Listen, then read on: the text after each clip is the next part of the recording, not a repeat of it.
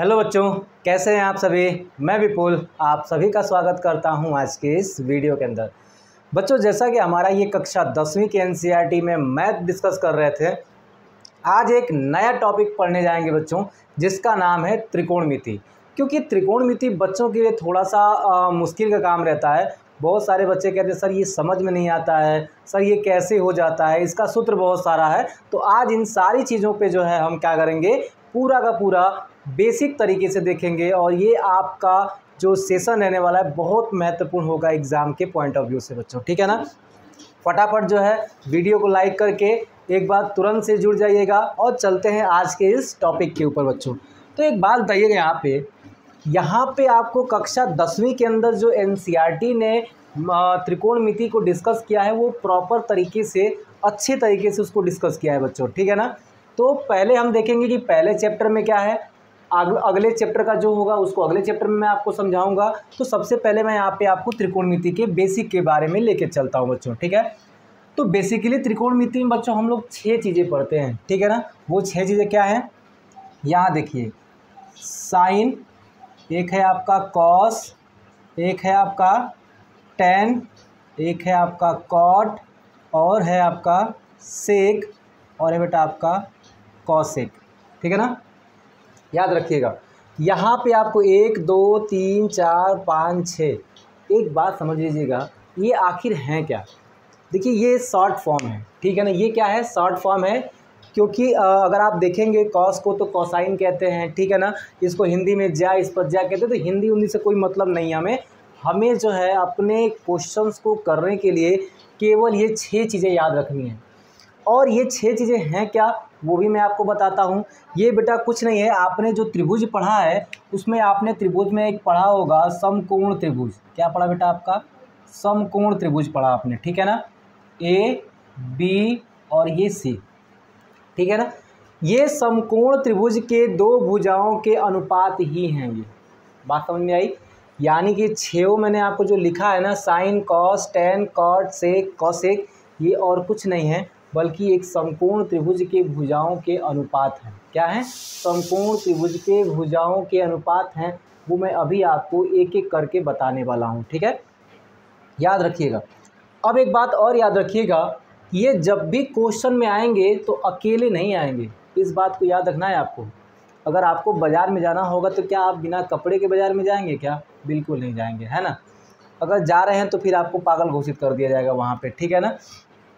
तो यहाँ पे देखिएगा, यहाँ जितने भी आपको ये टर्म्स दिखाई दे रहे हैं, ये जब भी क्वेश्चंस में आएंगे वो अकेले नहीं आएंगे बच्चों, ठीक है। तो क्या लेकर के आएंगे, वो कोण के साथ आएंगे, ठीक है बच्चों। ये 6 के 6 बच्चा जो है ना, ये एक कोण साथ लेकर के आएंगे। और वो कोण कौन सा होगा, जो समकोण त्रिभुज में नीचे आधार वाला जो कोण होगा, न्यून कोण, आधार का जो न्यून कोण होगा उसे लेते हैं। ऊपर ला नहीं, ये तो 90 डिग्री है, उसको तो लेंगे नहीं। आधार वाला जो न्यून कोण है उसको लेते हैं, ये वाला कोण, ठीक है ना। इस वाले कोण के साथ हमेशा वो नीचे आता है। बात समझ में आई। यानी कि जब भी ये आपको कहीं भी दिखाई देंगे तो आधार वाले कोण के साथ दिखाई देंगे। तो एक बात ज़रा बताइए, अगर मैं यहाँ पे साइन को लाना चाहूँ, ठीक है ना, अगर बेटा यहाँ पे साइन को लेके आना चाहूँगा तो साइन किसके साथ आएगा, ए के साथ आएगा। साइन किसके साथ आएगा, ए के साथ आएगा। और एक बात बताइए, मैंने अभी कहा था कि ये क्या है, इस त्रिभुज के भुजाओं का अनुपात है। तो इस त्रिभुज में 3 भुजा है, तो किन 2 भुजाओं का अनुपात ये साइन ए है। तो आप कहेंगे कि देखिए यहाँ पे मैंने आपको बताया था कि समकोण त्रिभुज में बेटा ये क्या होता है, आधार होता है, यह क्या होता है आपका लंब होता है, और ये आपका होता है कर्ण। तो समझिएगा, जो साइन है इन्हीं तीनों भुजाओं में से किन्हीं 2 भुजा का अनुपात है। तो किसका, तो लंब बटा कर्ण, मतलब ये वाला और ये वाला, ठीक है ना। लंब बटे में कर्ण का अनुपात है। समकोण त्रिभुज में ये लंब बटे कर्ण का अनुपात है। बात समझ में आई, इसको आप याद रखिएगा। फिर दूसरी चीज़, अगर हम कॉस को लेकर के आना चाहें तो कॉस भी तो अकेले नहीं आएगा बच्चों। कॉस क्या अकेले आएगा क्या, नहीं। तो किसके साथ आएगा, तो इस आधार वाले न्यून कोण के साथ आएगा, ठीक है ना। ए हो जाएगा। तो अब ये किन 2 भुजाओं का अनुपात है, तो आप कहेंगे कि आधार बटा कर्ण, आधार बटे में कर्ण का अनुपात है बच्चों, आधार बटे में कर्ण का अनुपात है। दूसरी चीज़ अगर आप देखेंगे, इसके बाद अगर हम लोग tan को लेके आना चाहें, tan a बराबर कितना हो जाएगा, क्योंकि tan तो अकेला आएगा नहीं, tan अकेला आएगा जी, कभी नहीं आएगा। किसको लेकर के आएगा, आधार वाले न्यून कोण के साथ आएगा, ठीक है ना। तो tan a बराबर क्या हो जाएगा बच्चों, यहाँ पे ये किन दो भुजाओं का अनुपात है, तो लंब बटा आधार क्या हो जाएगा, लंब बटे में आधार, याद रखिएगा लंब बटे में आधार। तो ये किसके लिए हो गया, साइन के लिए हो गया, ये किसके लिए हो गया, आपका कॉस के लिए हो जाएगा ना बच्चों, ये आपका कॉस के लिए हो गया, ठीक है ना। ये हो गया आपका टैन के लिए, ठीक है बेटा, कोई दिक्कत नहीं है। अब ज़रा ध्यान दीजिएगा, अब आगे क्या बच रहा है आपका, कॉट बच रहा है। तो कॉट तो अकेले आएगा नहीं, क्योंकि इनमें से कोई भी त्रिकोणमितीय अनुपात जो हैं अकेले नहीं आएंगे, इसके साथ आएंगे तो समकोण त्रिभुज के आधार वाले न्यून कोण के साथ आएंगे बच्चों, ठीक है ना। तो आधार पे जो न्यून कोण है आपका ए है, और कॉट ए किन दो भुजाओं का अनुपात है इसमें, तो कॉट ए जो है बच्चों वो आधार बटा लंब का, ठीक है ना, आधार बटे लंब का, आधार बटे लंब की भुजाओं का अनुपात है, ठीक है। अब बात करेंगे सेक का, कि सेक ए बराबर कितना आएगा, क्योंकि सेक अकेले तो आएगा नहीं, न्यून कोण के साथ आएगा, तो सेक ए बराबर कितना हो गया बेटा, यहाँ पे ये इन त्रिभुज के दो भुजाओं का अनुपात कौन सा है, तो कहेंगे कर्ण बटा आधार, क्या हो जाएगा, कर्ण बटे में आधार, कर्ण बटे में आधार। फिर देखेंगे यहाँ पे कॉसेक की वैल्यू, ठीक है बच्चों, यहाँ पे कॉसेक अकेले तो आएगा नहीं, न्यून कोण के साथ आएगा, तो क्या हो जाएगा, कर्ण बटा में लंब, कर्ण बटा में लंब। अब बताइए आखिर मैंने यहाँ पे 6 ही क्यों लिखा, 6 से अधिक तो कर सकते थे ना। अब 6 से अधिक क्या कोई कंडीशन बनेगा क्या, अब कोई दो भुजाओं का अनुपात आप बना सकते हैं क्या बच्चों, यहाँ पे बना सकते हैं, नहीं बनेगा, क्योंकि सारी भुजाओं का अनुपात हमने यहाँ पे ले लिया है। अब किसी भी दो भुजाओं का अनुपात नहीं बनेगा, इसलिए इनकी संख्या केवल 6 रहेगी, 6 से ज़्यादा नहीं होंगे बच्चों, ठीक है ना। अगर आप और कोई भी अगर अनुपात ले सकते तो बढ़ा लीजिएगा, लेकिन नहीं होगा, ठीक है ना, केवल इतना ही अनुपात बनेगा, इसलिए हमने केवल कितना लिया, 6 को ही लिया बच्चों।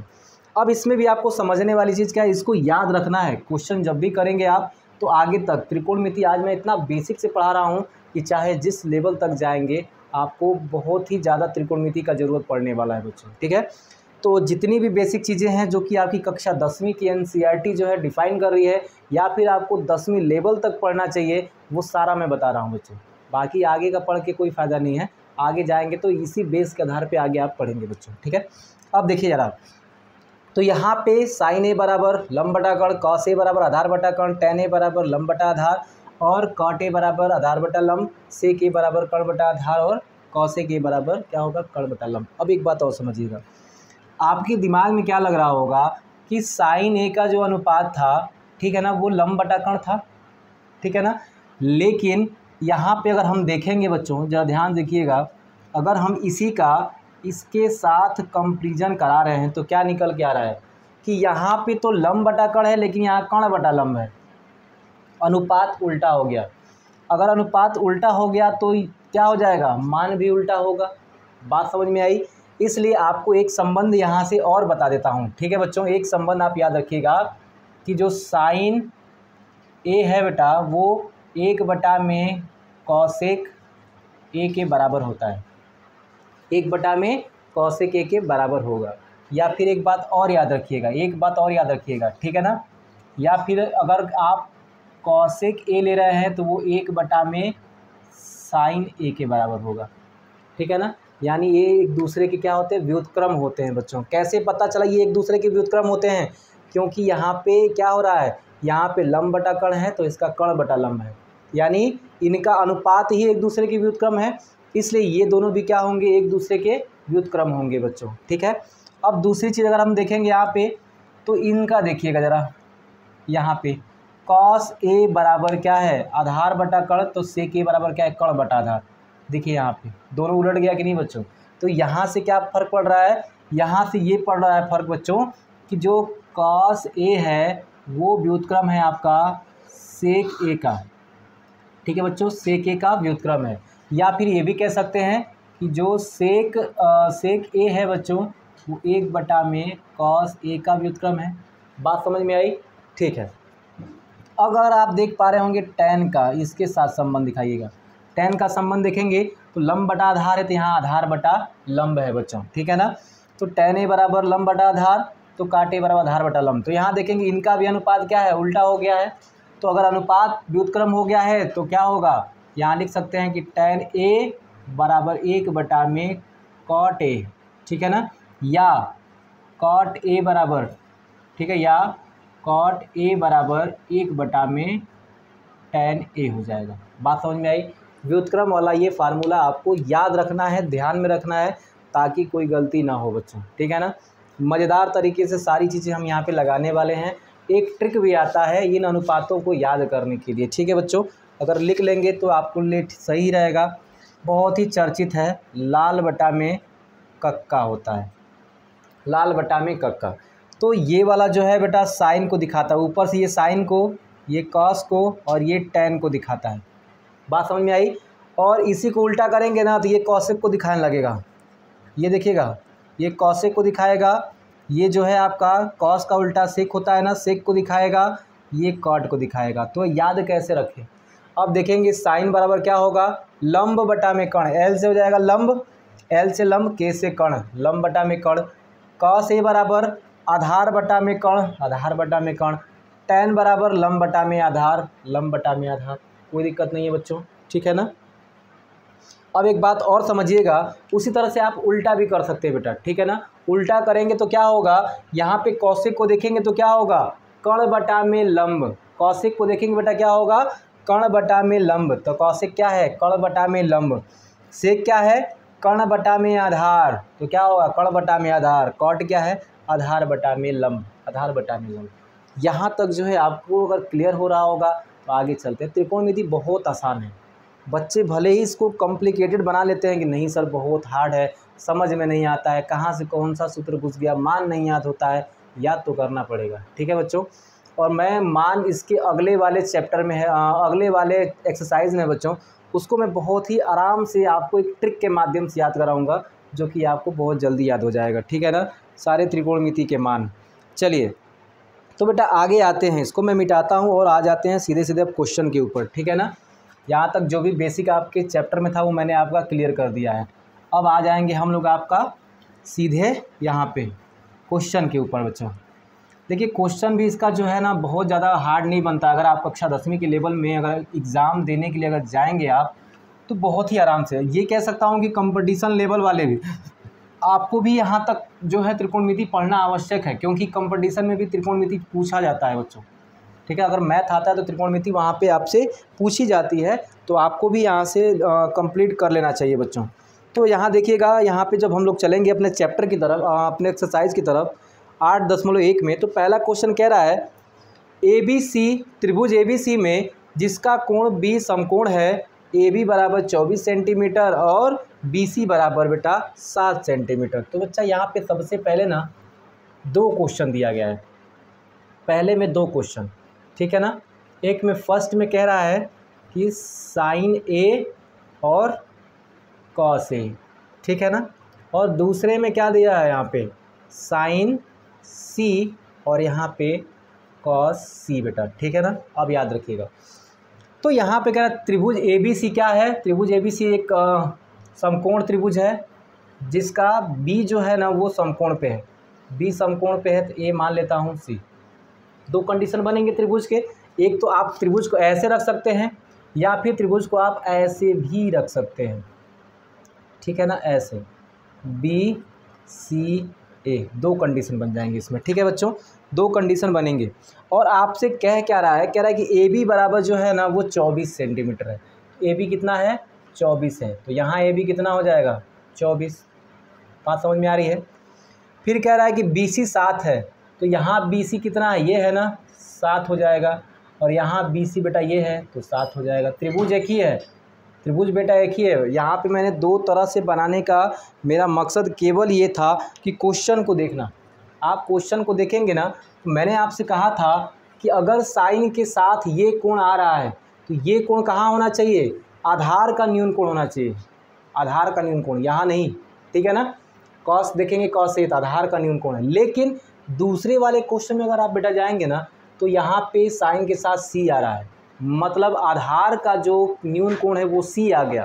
तो आधार का मुझे न्यून कोण क्या करना पड़ा, सी करना पड़ा। अगर सी ऊपर रहता तो गलत हो जाता, ऊपर का कोण नहीं लेते बेटा, नीचे लेते हैं कोण, ठीक है ना।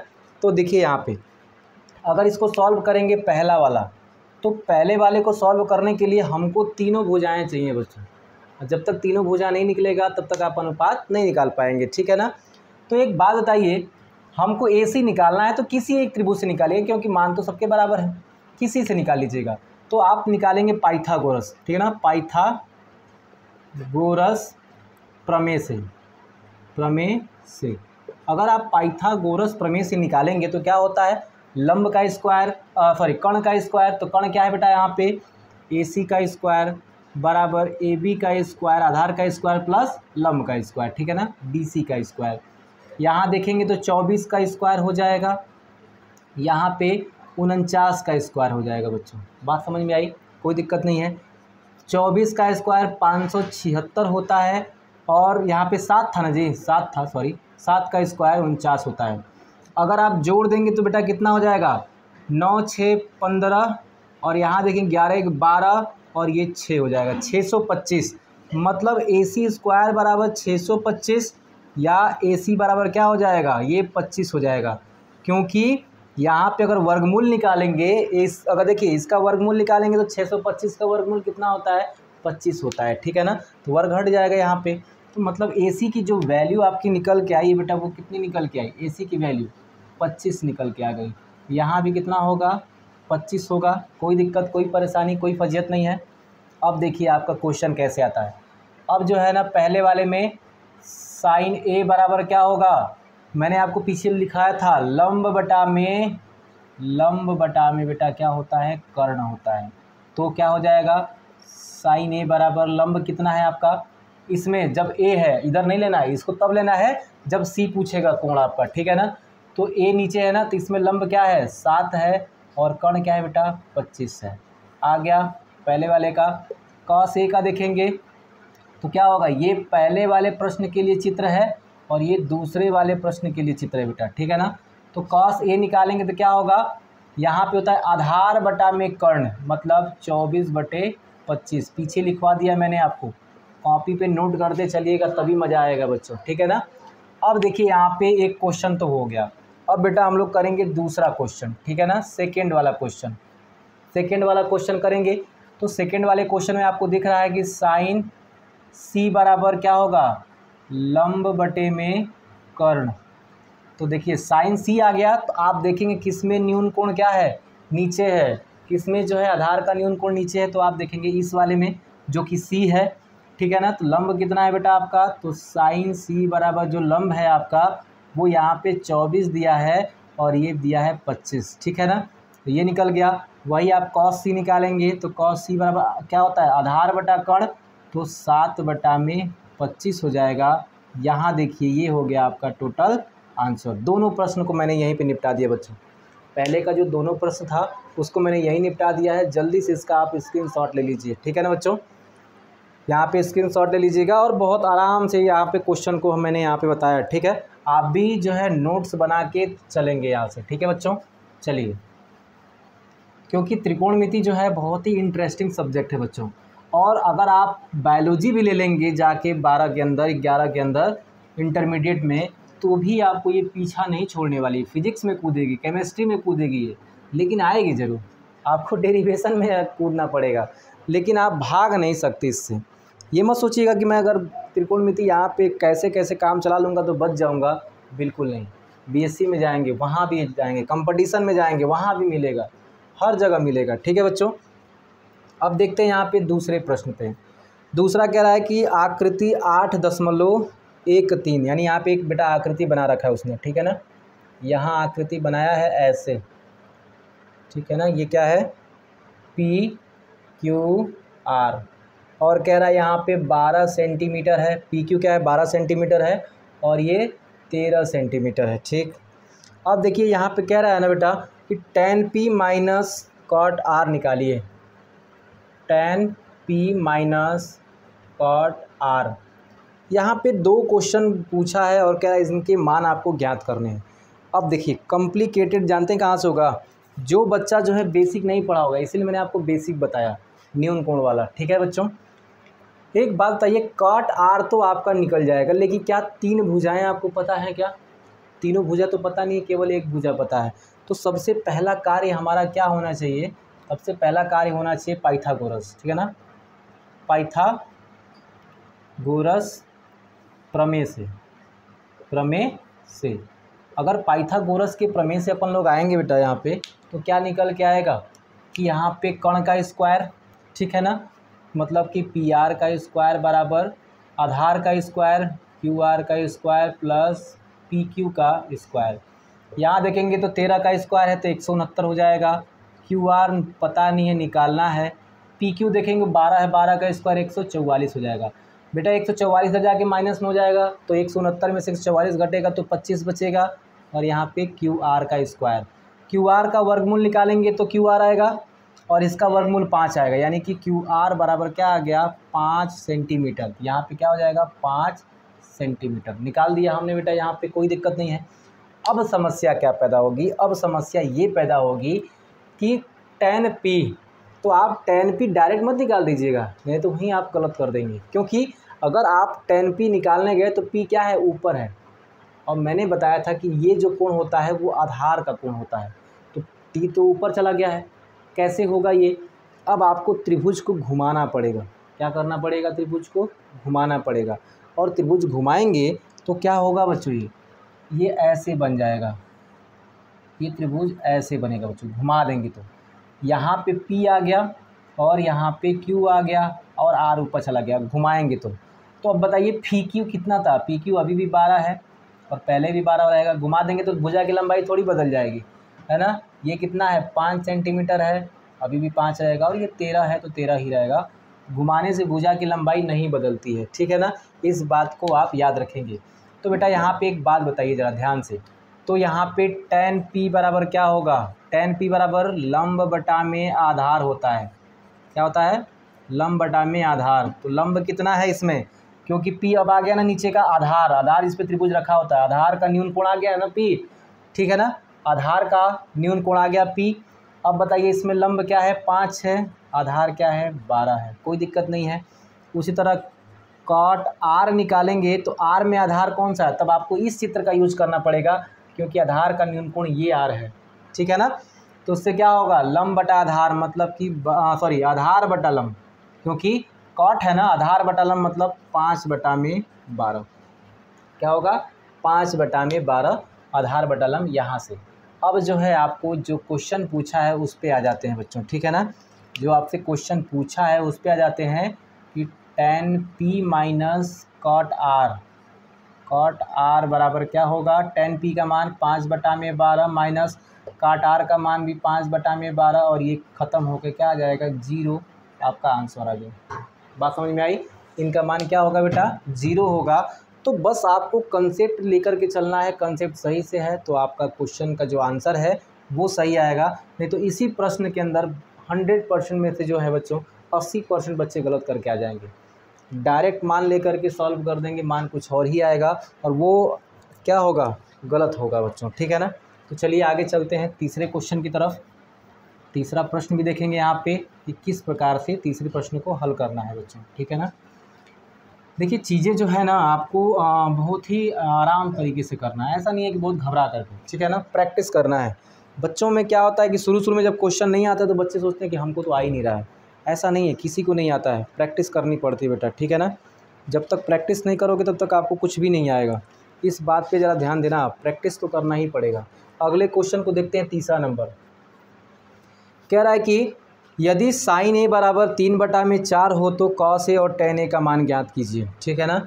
अगर साइन की वैल्यू साइन a बराबर क्या दिया है बेटा आपका 3/4, तो कह रहा है कि कॉस a और tan a का मान ज्ञात कीजिए। अब यहाँ पे जो है बच्चों, यहाँ पे अक्सर बहुत सारे बच्चे गलती करते हैं। क्या गलती करते हैं? देखिए आंसर सही आता है लेकिन क्वेश्चन में गलती होता है, उसके मीनिंग में गलती होता है। एग्जामिनर नंबर ज़रूर दे देता है लेकिन वो गलती करते ज़रूर है, ठीक है ना। एग्जामिनर नंबर केवल इसीलिए देता है कि वो समझता है कि आप कक्षा 10वीं के लेवल के विद्यार्थी हैं और आपका IQ लेवल थोड़ा सा वहाँ तक नहीं पहुँच पा रहा होगा, लेकिन आपको वो गलतियाँ नहीं करनी है। क्या गलतियाँ नहीं करनी है? तो आप देखेंगे कि साइन ए की वैल्यू 3/4 दिया है और हमें पता है कि साइन ए बराबर क्या होता है, लंब बटे में आधार। क्या होता है बेटा? लंब बटे में आधार होता है। बात समझ में आई ना? सॉरी, लंब बटे में कर्ण होता है ना जी। देखो, लंब बटे में कर्ण होता है। अब यहाँ पे दिक्कत ये है कि यहाँ पे ये भुजाओं के अनुपात हैं। क्या है बच्चों? भुजाओं के अनुपात हैं। और ये भुजाओं के अगर अनुपात होंगे तो क्या अनुपात और मान सेम होता है क्या? जैसे कि मान लीजिए ये मैंने बना लिया यहाँ पे समकोण त्रिभुज, ठीक है ना, ए बी और सी। ए मैंने नीचे रखा है क्योंकि ये क्या है? आधार का न्यून कोण है। अब सुनिएगा, यहाँ पे मैं ये कहूँ कि आपके पास मेरे से ज़्यादा रुपये, जैसे मान लीजिए यहाँ पे मैंने कहते 2 लोगों को, ए और बी। ए जो है ना बी से 3 गुना बड़ा है। ए जो है बी से 3 गुना बड़ा है। तो मैं क्या कह सकता हूँ? 3 गुना बड़ा है मतलब 3 संबंधी 1 का अनुपात है, 3 गुना बड़ा है। लेकिन क्या पता चला क्या कि बी कितना बड़ा है, ए कितना बड़ा है? एक्चुअल मान नहीं पता चलता है। अनुपात के अंदर अगर वैल्यू आपको दी गई है तो उसका एक्चुअल मान आपको पता नहीं चलता है। इस बात को आप गौर से याद रखिएगा।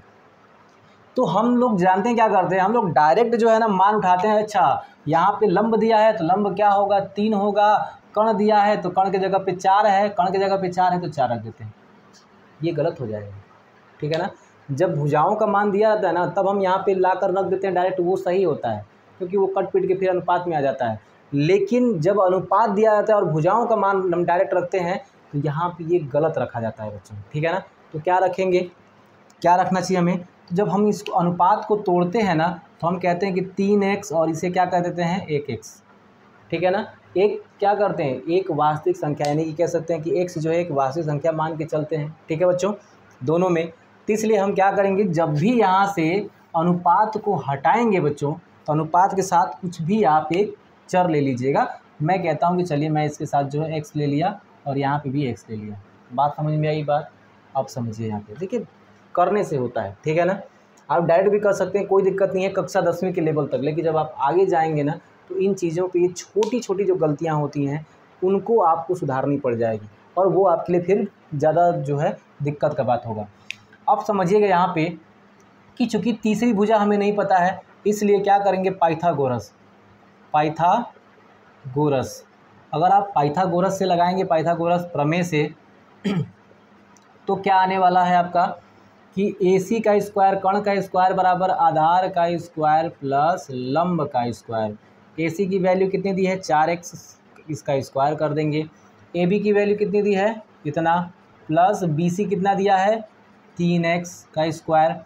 ये हो जाएगा 16x स्क्वायर बराबर यहाँ पे क्या है? AB, और ये हो जाएगा बेटा कितना? 9x square. 16x स्क्वायर में सीधा जाके 9x स्क्वायर घटेगा तो कितना आएगा? क्योंकि घटेगा ही तो, कोई दिक्कत है क्या आपको? यहाँ से बेटा अगर ये जाएगा इधर तो घटेगा, क्योंकि आपसे जो उसने वैल्यू कहा है ना तो यहाँ देखिएगा क्या रहा कि ये 3 है और ये 4 है। लंब बटा में कर्ण, लंब बटा में कर्ण, लंब 3x होगा तो ये 4x हो जाएगा, ठीक है बच्चों। अब यहाँ पे समझिएगा कि AB की वैल्यू कितनी निकल के आएगी? यहाँ से 16 में से 9 घटाएंगे तो 7 आएगा, 7x स्क्वायर आएगा बराबर AB का स्क्वायर। अगर AB आप वर्गमूल निकालेंगे तो ये क्या आएगा? ये करणी में 7 और ये x हो जाएगा। अब बात समझ में आई? करणी में 7x। अब यहाँ से आप मान निकाल सकते हैं क्योंकि AB के मान निकल गया है, करणी में 7 और ये x। अब देखिएगा ज़रा ध्यान से, अब हमें निकालना है क्या? cos A। तो cos A बराबर क्या होता है बच्चों? कर्ण बटा आधार बटा में कर्ण, मतलब करणी में 7x बटा में 4x। x खत्म हो गया तो cos A बराबर क्या आ गया? करणी में 7 बटा में 4। आगे वैल्यू x खत्म भी हो गया आपका यहाँ से, ठीक है ना। अब देखेंगे अगर आप तो यहाँ देखिए tan A बराबर बच्चों कितना है? तो होता है लंब बटा में आधार 3x बटा में करणी में 7x। x खत्म हो गया, tan A बराबर कितना होगा? 3 बटा करणी में 7, ठीक है बच्चों, कोई दिक्कत नहीं है यहाँ तक। चलिए यहाँ तक आप जो है स्क्रीनशॉट इसका ले लीजिए, ठीक है ना। इसमें हमने जो है इसका बेसिक भी कंफर्म किया, इसका जो है हमने 3-4 क्वेश्चन भी लगा लिए बच्चों, ठीक है ना। बाकी का इसमें जो क्वेश्चन बचा हुआ है आपका, चूँकि इसमें टोटल जो है 11 क्वेश्चन है बच्चों, ठीक है ना। और ये सारे क्वेश्चन को कल के सेशन में हम यहाँ पे डिस्कस करेंगे बच्चों, ठीक है। वीडियो छोटा छोटा रहेगा ताकि आप बोर भी ना हो और अच्छे से सारे क्वेश्चंस को यहाँ पे हल भी कर पाएँ। सारा का सारा वीडियो आपको प्लेलिस्ट में मिल जाएगा, जा करके आप वहाँ से देख सकते हैं बच्चों। अगर आप चैनल पे नए हैं तो चैनल को सब्सक्राइब कर लीजिएगा, वीडियो को लाइक और शेयर करना मत भूलिएगा बच्चों, ठीक है। आज के लिए इतना ही, जय हिंद।